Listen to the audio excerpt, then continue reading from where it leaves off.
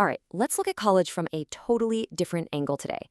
I want you to forget about the syllabuses, the lecture halls, all that for just a second. Instead, picture this. College is the ultimate role-playing game. It's complex, it's challenging, for sure, but it's a quest you can absolutely win.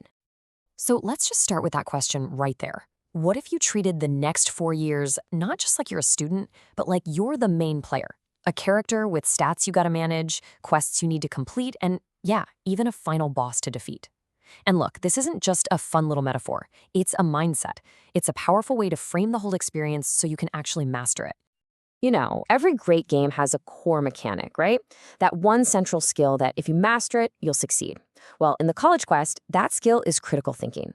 This definition really hits the nail on the head. It's not about just memorizing a bunch of facts for a test. It's about learning how to take in information from anywhere, a textbook, a news article, whatever, and really analyze it, evaluate it, and form your own judgment. This is the skill that literally powers up everything else you do. Okay, let's get into level 1. Before you can even think about tackling the big epic quests, you have to manage your character's most basic stats. We're talking about the absolute fundamentals: your health, your safety, and your stamina. Seriously, if these bars get low, every other challenge you face is going to feel 10 times harder. Now, here is some absolutely critical intel for you. A poll from back in 2013 found that a staggering 85% of students feel stressed on a daily basis. Let that sink in. That means the vast majority of players in this game are constantly taking a hit to their mental health stats. Managing this isn't optional. It's non-negotiable if you want to stay in the game and thrive. So, how do you keep that health bar from getting into the red? Well, think of these as your basic health potions. Getting enough sleep, we're talking 7 to 9 hours, exercising, finding ways to de-stress, those are your daily use items. But don't forget about the more powerful tools in your inventory. Most universities offer free counseling services, and learning to take charge and schedule your own appointments, that's a huge level up in itself. Now, we need to talk about the threat level on campus, because this number is serious. Data shows that 1 in 5 female students experience sexual assault. And listen, this isn't about scaring you. It's about awareness. Knowing the risks is always the first step to preparing a solid defense. So how do you power up that defense? You equip these safety buffs. First, drink responsibly. Know your limits and stick to them. Maybe learn some basic self-defense. It's a great confidence booster. And super important, find out where the campus resources are before you ever need them. And finally, learn about bystander intervention, because sometimes the best defense is knowing how to help someone else out. And finally, for this section, let's boost that stamina bar. Procrastination is the ultimate stamina drain. It just saps your energy. So here is a simple, but I'm telling you, an incredibly effective hack: the 2-minute rule. If a task pops up, like answering an email or tidying your desk, and it takes less than 2 minutes, just do it. Right then, right there. It stops all those tiny tasks from piling up and turning into some giant energy-sapping monster you have to face later. You know, every great RPG has those awesome side quests, right? Well, in college, the big one is mastering your finances. Just think of it like this. You're amassing gold and managing your inventory. If you can get this right, you're going to have all the resources you need for the entire rest of your journey. So, where do you find this gold? You start by tapping into free money. There are 2 main types. Grants are usually based on your financial need. Scholarships, on the other hand, are often based on merit. They reward you for things like good grades, athletic skills, or community service. The main takeaway here? Apply for everything. Every single coin helps build your treasure chest. Okay, once you've got the gold, you have to manage your inventory. That's where a budget or a spending plan comes in. This chart gives you a pretty typical breakdown. You've got your big ticket items like tuition and housing, of course, but you also got to account for things like books, transportation, and yes, you need a fund for personal stuff and having fun. Knowing exactly where every coin is going is the absolute key to financial stability. Okay, a quick but very important warning about a tempting but potentially dangerous item: student loans. Please think of these as a last resort.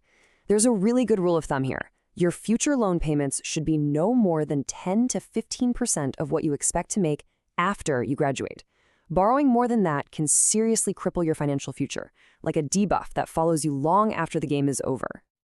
All right, now we get to the really exciting part of the game, where you start preparing for the end game. We're talking about your career. This section is all about leveling up your skills and equipping the right gear to make you a top-tier candidate once you graduate. So, which skills should you be grinding? This data is pure gold. It's basically intel straight from the bosses, the employers. And look what they want. Overwhelmingly, they're looking for problem-solving skills, the ability to work in a team, and strong written communication. So these are the stats you need to be focusing on building up in your classes, in your projects, even in a part-time job. And hey, it's not just about the technical skills on your character sheet. As Lauren Welch points out here, real-world experiences can make a huge difference. Completing a special quest, like studying abroad, doesn't just look good on a resume. It actually proves you're adaptable, you're independent, and you have a global perspective. Those are all highly sought-after attributes. I know, networking can feel like this big, intimidating, high-level quest. But breaking it down like this makes it totally manageable. Be prepared. Do your homework on the people you're meeting. And always, always follow up. A connection is only useful if you actually maintain it. Think of your network less like something you build once and more like a garden that you have to tend to all the time. So you've leveled up your skills. You've geared up with amazing experiences. You've built your alliances through networking. Now it is time to face the final boss of the job hunt, the interview. This is it. This is where all of your preparation gets put to the ultimate test. Okay, you need a special move to defeat those tricky interview questions, right? The ones like, tell me about a time when. Well, here it is, the STAR method. It's a lifesaver. First, you set the situation. Then you explain the task you had to do. Next, you detail the specific action you took. And finally, you share the positive result. This simple structure turns what could be a long, rambling story into a powerful, concise example of your skills in action. So, after all these quests, all the leveling up, what does it actually mean to win the college game? Well, it's not just about getting a high GPA, a high score. It's not even just about landing a great job. The real victory is what you choose to do with the skills and the character you've built.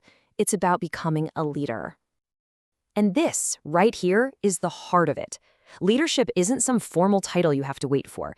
It's mentoring a younger student. It's helping a neighbor. It's stepping up in big ways and in small ways. The real final takeaway is this. You don't have to wait for anyone's permission to make a real impact. So there you have it. The player's guide is open. You know the core mechanics, you've seen the side quests, and you understand the path to leveling up. The game is on, and you are the main character. The controller is in your hands. So the only question left is, what's going to be your first move?